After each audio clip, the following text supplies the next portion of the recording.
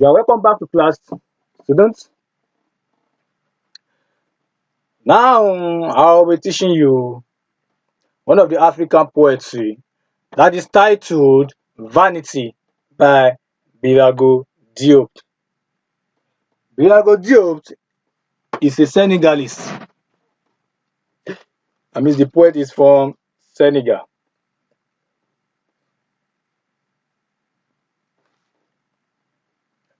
Use the pen too. African poetry Vanity by Birago Diop. Hope you are following. Good. But without wasting much of our time, I would like to tell you the meaning of vanity so we can proceed for you to get the clue of what this poem is all about. Vanity simply means something vain. From the preface word vain, the service word is called vanity. Vain, something futile, something worthless, something that is not useful, which is of no value, which cannot profit you anything. So that is the meaning of this poem. So, and I would like to be reading the poem to you standards by standard for easy assimilation and understanding. Hope I'm communicating. Good. And before we go further, before I start reading the poem, I would like to inform you that this is a poem that's not more than 5 stanzas and it's also not more than 30 lines.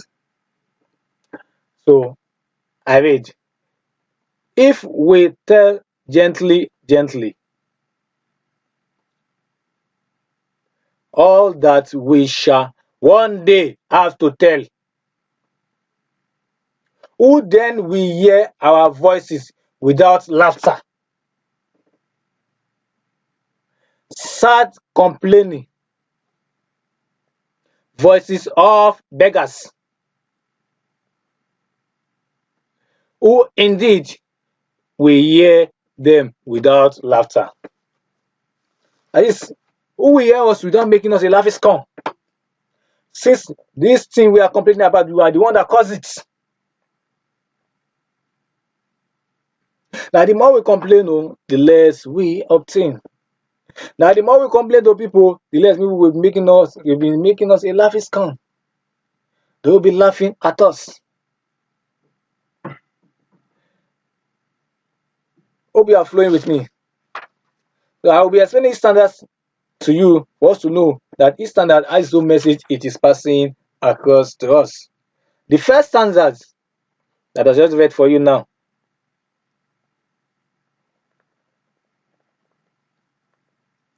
Stanzas. The poet is wondering. The poet is wondering.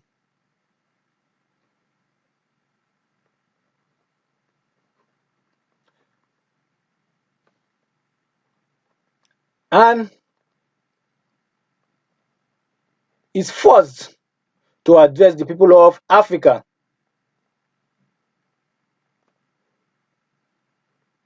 Is forced to address us, the people of Africa.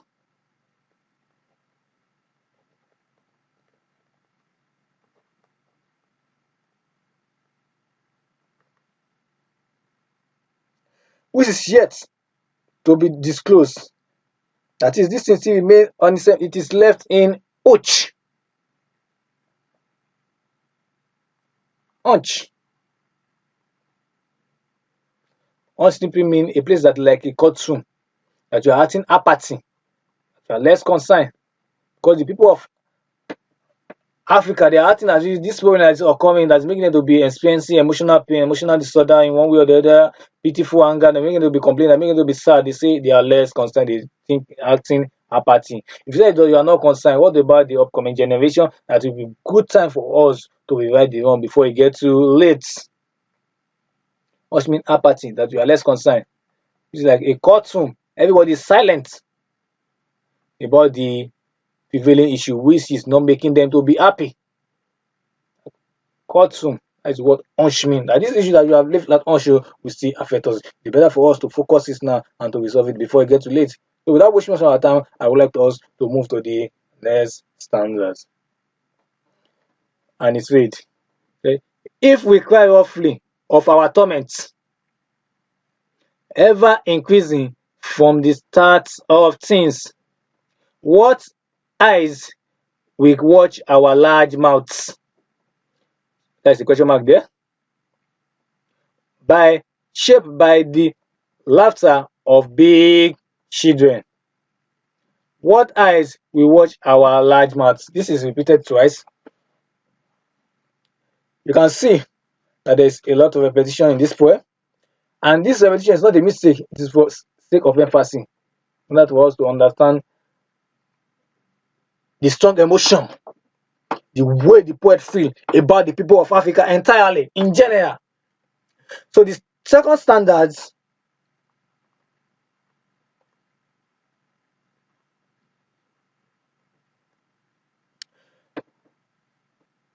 he wonders who will pay us attention for our complaint.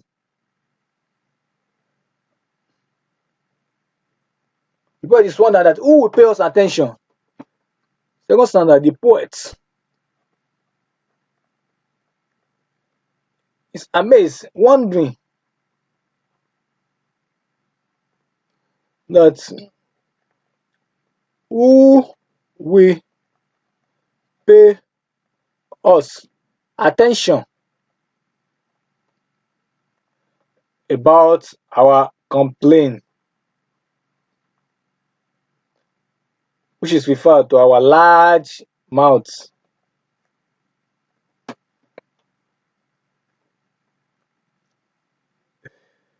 The poet further showed the pointlessness of complaining while abandoning the right course of action. We don't need to complain, we just need to do the right so that the right result will flow. The third standard is read.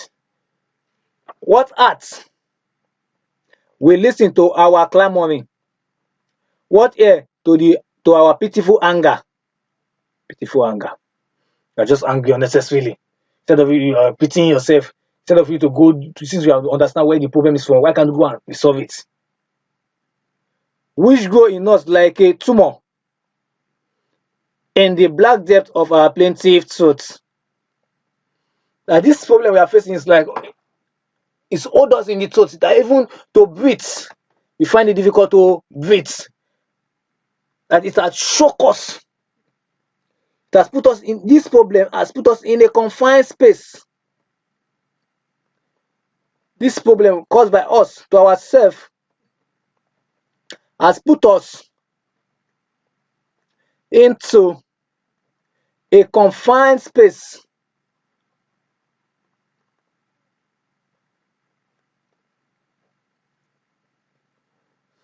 A confined space in which if we turn here,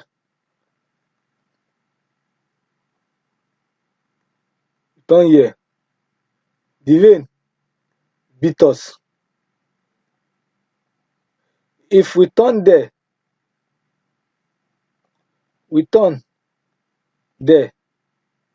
the sun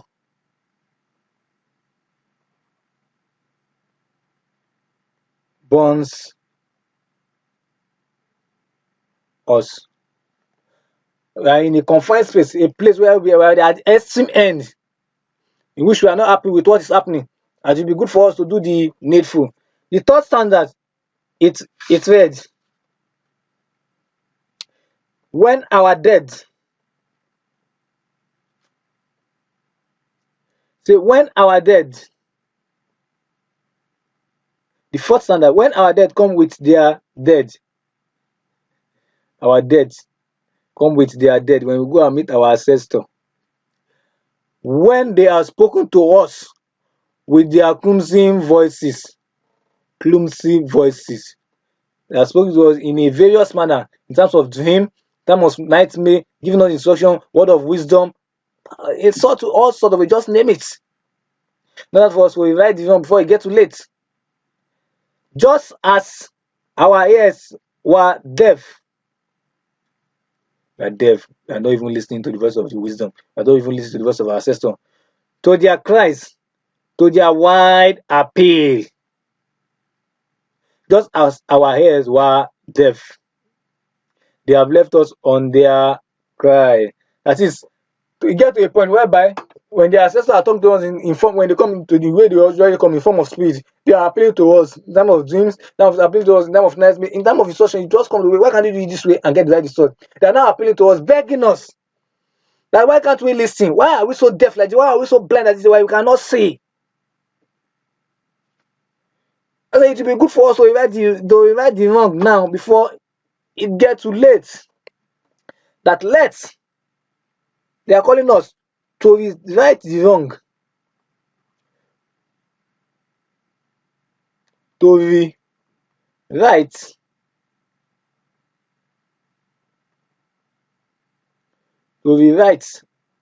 the wrong by doing the right thing things instead of complaining, because complaining will do us nothing. The more we complain, the less we obtain. He explained further, in the air, on the water,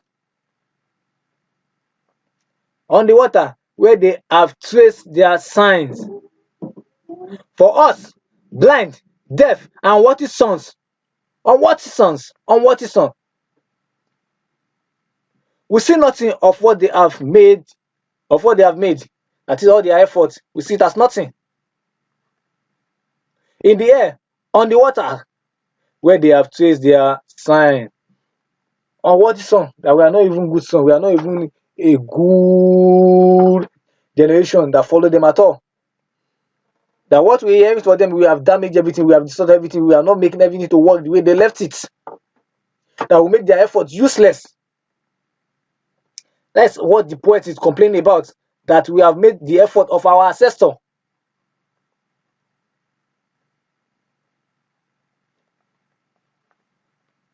Hope I'm communicating. Of our ancestor useless. That's what we call vanity.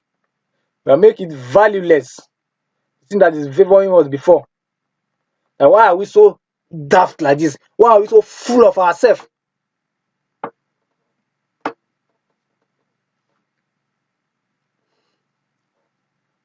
That there is a need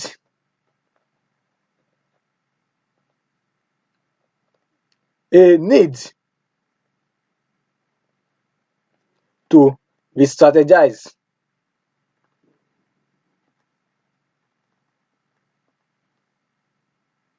by going back to the olden days and started doing things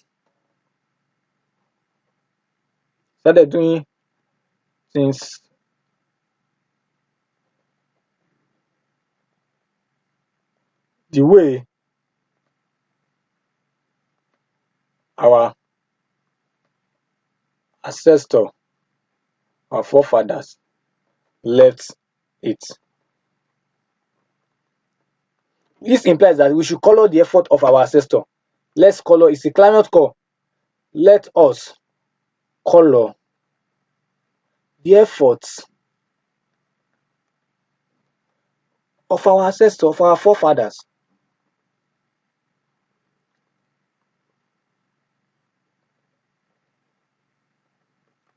Let not make their work be in vain. Let not make their work be in vanity. Let's color their effort. Let's praise them. Let's embrace their work of art, what they have done for us that has been helping us so far, that has beautifying our society, that has been making us to be happy, to be joyous, to be excited from the onset before. And not just complaining now. This is our pitiful anger, that complaining will not do us any good. That it will be good for us to go back and re-strategize and do the needful before it gets too late. The last standard, without wasting much of our time, it's read. And since we did not understand our dead, what our dead means here is our faults. Our faults. Since we have never listened to their cries, the cries of the ancestor, if we weep gently, gently, if we cry roughly of our torments, what art we listen to our clamoring, our complaining? What ear to our sobbing heart? That is, our heart is not happy. Our heart is so sad because we are emotionally disordered. We are not happy with the present situation confronting us. We are not happy with the way things are going on in our society. We are not happy with what is happening to our culture. Since our culture has been beautifying our society, since our culture has been promoting our tourism, since our culture has been coloring our life, has been promoting our country, has been promoting our nation, has been making us to live in peace and unity, in peace and tranquility. Peace is flowing here and there. The atmosphere is calm. The atmosphere is lovely. Everywhere is going fine. But it now get to a place whereby we miss it. And this now going wrong. This now going on. And how do we miss it? We come to the fact that because we are ignorance, we do not follow the law, we do not follow the tradition of the way we are doing things before, because we have led by one just white man who say we should do away with our culture, we should embrace their own culture. It is the it is the inferiority complex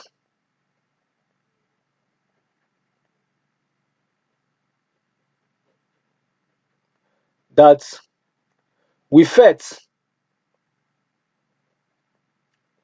we felt about our culture that make us to miss it.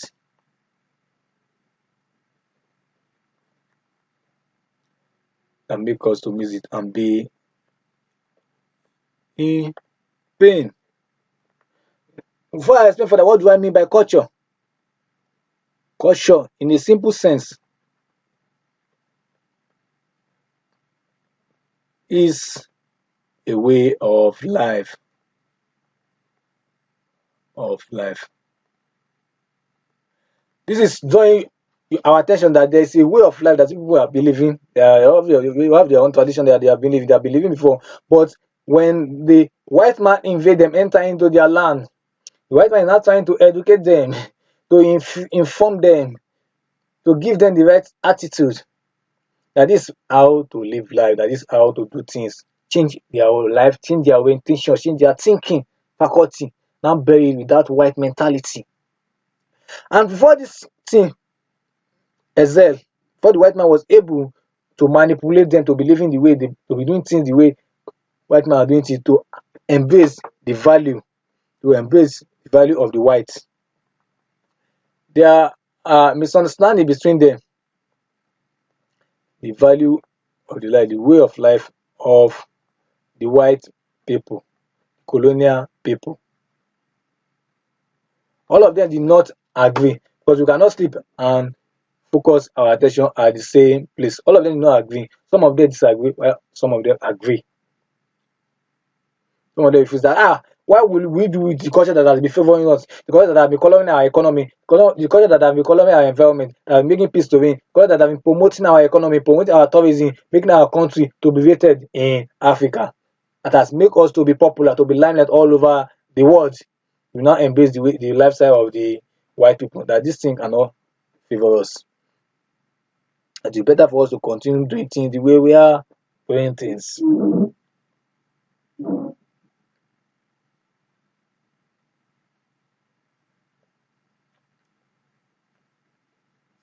They now come to the understanding that when some of them now have the privilege to school, when some of them now have the privilege to school outside their country, privilege to school outside Senegal,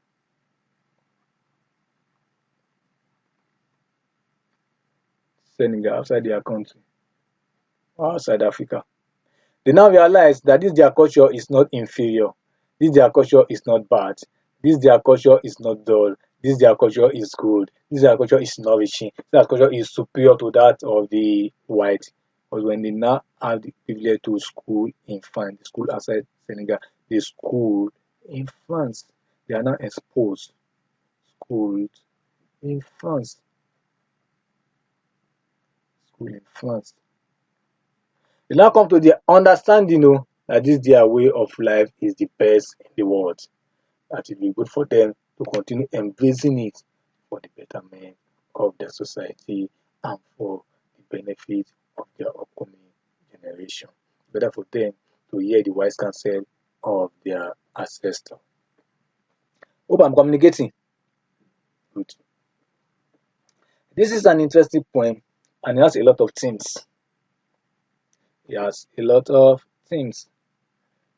It has 4 things. Without wasting our time, I'll run through the themes. Number 1 theme, themes of the poem Vanity. Number 1 theme is abandonment of the traditional ways of values, that is abandoning of their culture, embracing the culture of the white people, which make them to be in pitiful anger, which make them to lament, make them not to be happy, which make them to be experiencing problems there and there. If they turn here, the sun burns them. If they turn there, the rain beat them. They are at the extreme end of life. They are not satisfied. They are not happy. They are not living in harmony. The second thing is wisdom of the ancestor is invaluable. They thought in their sense that the wisdom of the ancestor is invaluable. And this is the major reason why they abandon the messages that is coming from them, from the ancestor, the cries of the ancestor in terms of dream, in terms of the way they come in spirit form, to give them information, to give them instruction, to advise them on how to do things right for the betterment of their community. And the third thing there is pain and mystery. Pain and mystery. That as a result of their mistake, they are not suffering. They are subjugated. They are oppressed. They are suffering. They are not complaining like a sad beggar. They are not happy. They are miserable. They are dissatisfied. They are emotionally paralyzed, which affect their thinking faculty. Now among that, why would things continue going like this? That this must not end like this. They are now calling for help. Their sister is not telling them that why do you ignore the wise counsel at the first instance? Why do you inspire at the first instance? And the last theme of the play is warning to renege. Warning to renege. In spite of the dominance or presence of other themes in the poem, the entire poem can be summarized as a warning to renege, calling them to warning. The poem is preoccupied with a warning to those who are choosing not to listen to the voice of elders, voice of wisdom, voice of the ancestor. Part of the poet's warning include the fact that continuing with freestyle will not do them anything. That is, continue, wanting to renege, continue not to do the right thing. We make them to suffer the more, not to do them any good at all. Nothing good to come out of it. It's better for them to go back and try back to share the way they are missing things. They say a problem identified, a problem solved. You have identified your error. That is what caused your problem, what caused your pain, what caused your misery, what caused you to be suffering, to be in a state of dilemma, a state of confusion, a state of predicament, wish things are not working well for you, things are not going the way you expected, things are not going the way they are going before. It's for you to heed to the word of the ancestor, to heed to the word of the elder, to hear their warning and do the right thing at the right time, so that you will experience the right result. It's as simple as that. Simple as that.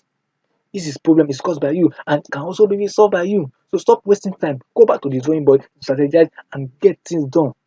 And this problem that we're talking about, is not a solving that will just take place a minute or a second or an hour. It's a problem that they have caused for themselves for years, and they have been suffering for many years ago, in which when they started taking the right step today, for a long time, they will be able to come to overcome this their problem, this their challenges, this their privileged situation that they're putting them into facing, because they are in temporary prison already. Since you are not living life your life the way you want it, since you are not enjoying life, you are in temporary prison already.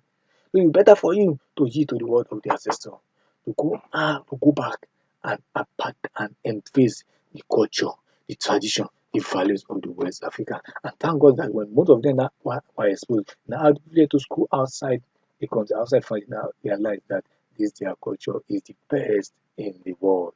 This their culture can take them anywhere and can make them to rule their world, for the fact that they know what they are doing. That this their culture is not barbaric.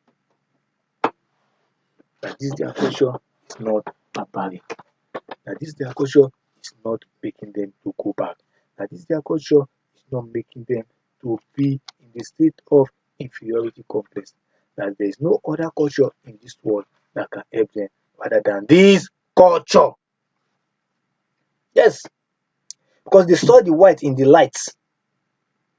This white master, the colonial master, they saw them in the light and will have them to do anything the white tell them to do. They will do it as a result of lack of education, because they are not educated, they are not well educated, they don't know what is going on, they don't even know what is said. Even though they led them to go and do things that will lead to their death, they are ready to do it, which is what they do in that time of vanity, because they are suffering in silence. They saw themselves as primitive. Primitive means something poor. They saw themselves as retrogressive. They saw themselves as they are not even going forward. They are not progressing in life.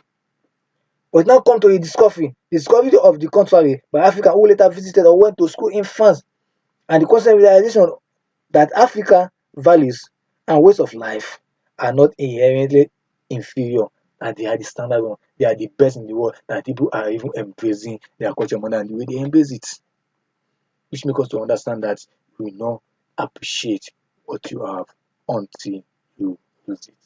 Thank you for listening.